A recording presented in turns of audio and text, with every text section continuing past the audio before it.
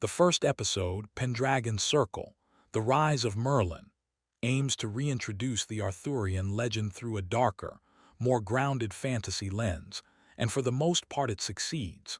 From its opening moments, this episode creates a dark atmosphere filled with political tension, whispered prophecies, and the faint hum of ancient magic waiting to be awakened. It's clear that the series wants to move away from traditional fictionalized narratives and instead focus on power, fear, and fate in a fallen kingdom.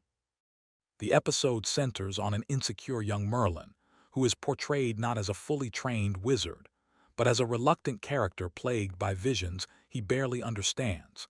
This interpretation makes Merlin more human and emotionally relatable, especially to new viewers. His confusion, fear, and loneliness give the story a strong emotional anchor, even if the plot briefly wanders into exposition-heavy territory. The world building in Episode 1 is ambitious.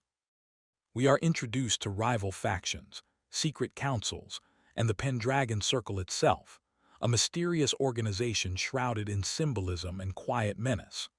Although this episode can sometimes overwhelm viewers with names and storylines, the attempt to create a rich mythological background is commendable. The environment feels lived in, dark and unstable, further heightening the sense that something monumental is about to unfold. Visually, this episode relies on a muted color palette dominated by stone grays, amber torch colors, and dark interiors. This aesthetic enhances the serious tone of the show and fits well with the themes of secrets and impending war.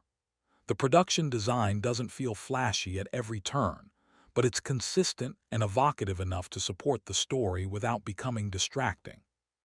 The supporting characters introduced in this episode add to the intrigue. From a cautious nobleman to a skilled warrior to a spiritual mystic, each of them seems to have an ulterior motive. Neither is fully developed yet, but a brief interaction hints at a future conflict or alliance.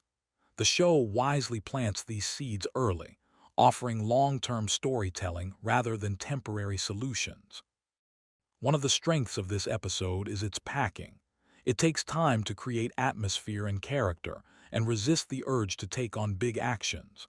This slow approach won't be to everyone's taste, but it fits the story's emphasis on prophecy and destiny. When tense moments arise, they feel earned rather than forced. The dialogue, although generally solid, can sometimes degenerate into overly formal or enigmatic exchanges. Some of the dialogue seems written more to serve the mythology than for natural conversation. However, these moments are balanced out by quieter scenes where emotion and subtext are more important than words. Musically, the score subtly enhances the episode without overwhelming it. Low chants, restrained strings, and ambient tones create an air of mystery that lingers even after scenes end. The music is at its best in Merlin's vision, where sound and images merge to suggest forces far beyond his control. As a pilot episode, this episode does a good job of laying the groundwork for the larger story.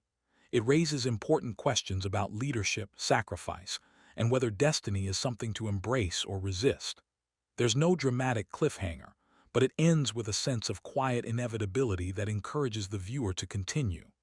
Overall, the first episode of the first season, Pendragon Circle, The Rise of Merlin, is a thoughtful and atmospheric introduction to the reimagined legend. It may require some patience, but its character-driven approach and mythic ambition make it a promising start. If the series continues to deepen its characters while balancing lore with momentum, it could grow into a standout entry in modern fantasy television.